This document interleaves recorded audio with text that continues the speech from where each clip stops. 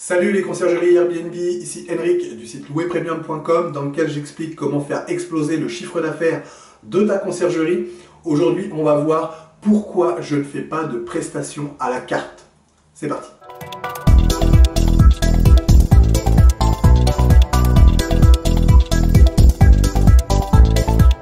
Alors juste avant de commencer, je t'invite à cliquer sur le bouton s'abonner qui se trouve juste en dessous et à activer les notifications afin d'être informé de toutes mes prochaines vidéos sur la conciergerie Airbnb. Également, je t'invite dès maintenant à me laisser un pouce bleu afin de me motiver à te laisser toujours plus de vidéos, toujours plus de conseils sur la conciergerie Airbnb. Alors, pourquoi je ne fais pas de prestations à la carte dans ma conciergerie? Alors, déjà, qu'est-ce que c'est que ces prestations à la carte et pourquoi, on va le voir dans la suite de cette vidéo, pourquoi je ne veux pas en faire?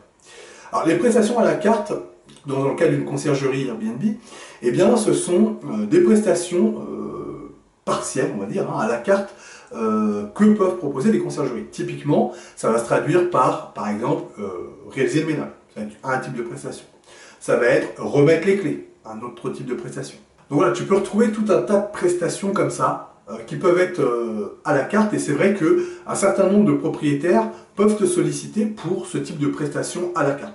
Alors, c'est vrai que ça peut répondre à un besoin, tout simplement parce que certains investisseurs, certains propriétaires ne souhaitent qu'une partie de prestation parce qu'en fait le reste, ils vont le gérer par eux-mêmes.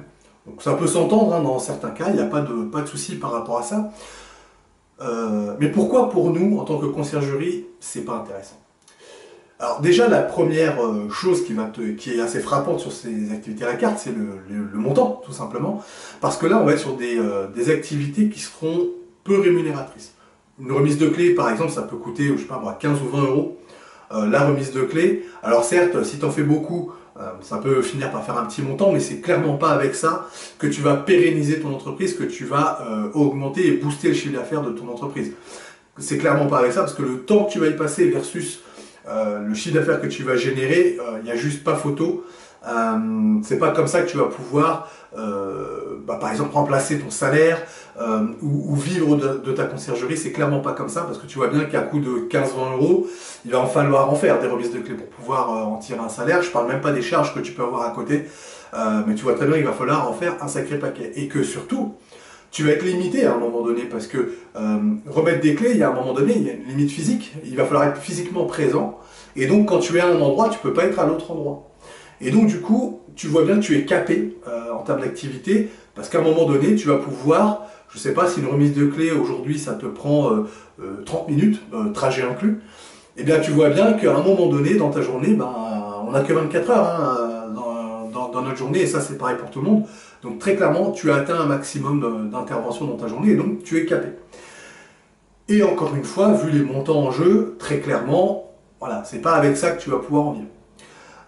Pour le ménage, c'est la même chose, notamment si tu vas déléguer le ménage. Tu te rends bien compte que à partir du moment où tu réalises une prestation à la carte concernant le ménage, si tu délègues cette activité, et c'est ce que tu vas devoir faire encore une fois pour pouvoir développer ton entreprise, eh bien la marge que tu vas en retirer sera extrêmement faible.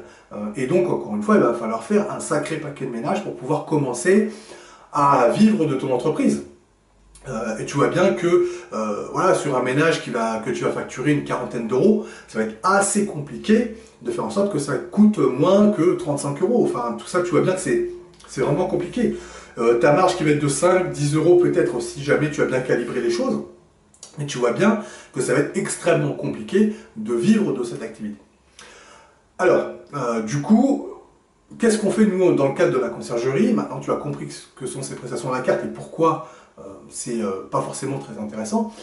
Qu'est-ce qu'on fait nous dans nos conciergeries? Évidemment, on va privilégier les activités à la commission. Alors, ces activités à la commission, elles, pour le coup, elles représentent un vrai bénéfice pour ta société, mais pas que, parce que évidemment, en prenant une commission sur le montant des nuitées que vont passer les voyageurs, cette fois, tu as vraiment quelque chose qui va être récurrent, avec un montant qui commence à être intéressant, même si l'activité de conciergerie, il faut bien en être conscient, c'est ce que j'appelle une activité de volume. C'est-à-dire qu'il faut vraiment rentrer plusieurs biens pour commencer à générer un chiffre d'affaires qui soit intéressant. Très clairement, voilà, en dessous de 5 ou 10 biens, ça reste assez compliqué de pouvoir en vivre.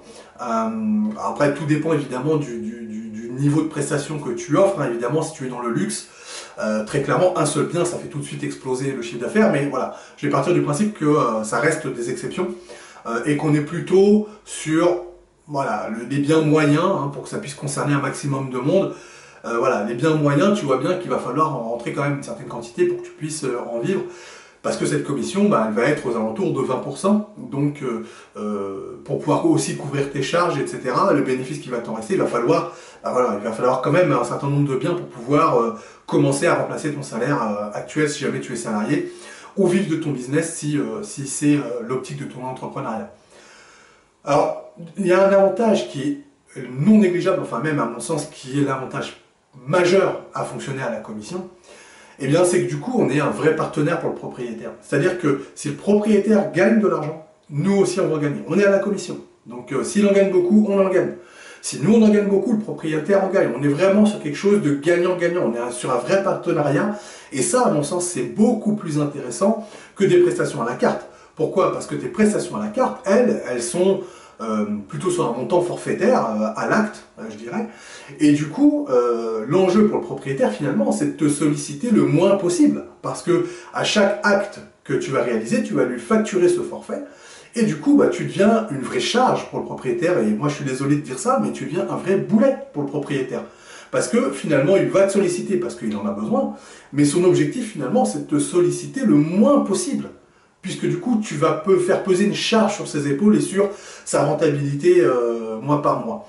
Donc tu vois bien que c'est pas un business qui est pérenne, parce qu'en fait, finalement, on a besoin de toi, mais le moins on fait appel à toi, mieux on se porte.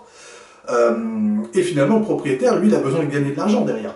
Donc si tu es à la carte, il n'y a pas de partenariat.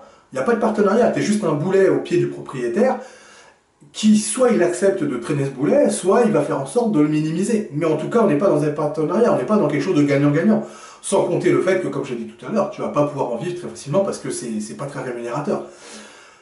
Donc c'est pour ça que de fonctionner à la commission, c'est fondamental pour une conciergerie. C'est indispensable. Aujourd'hui, faire des actions à la carte, c'est juste ce qu'il ne faut pas faire. C'est à mon avis le piège dans lequel tombent beaucoup de conciergeries, à faire des actions à la carte. Ce n'est pas ce que recherchent les propriétaires. Ce qu'ils veulent, c'est gagner de l'argent. Et pour gagner de l'argent, ben, il faut un partenariat gagnant-gagnant. Sans ça, ce n'est pas possible. Et le propriétaire va traîner un boulet. Donc je t'invite vraiment, dès maintenant, à modifier tes prestations si jamais tu fonctionnes à la carte. Positionne-toi à la commission en proposant bien évidemment les bons services, les meilleurs services, pour que le propriétaire soit gagnant en passant par tes services. D'accord? Il faut vraiment que ce soit du gagnant-gagnant. Sans ça, ça aura peu de sens, voire ça n'a pas de sens du tout, tu l'as bien compris au travers de toute cette vidéo.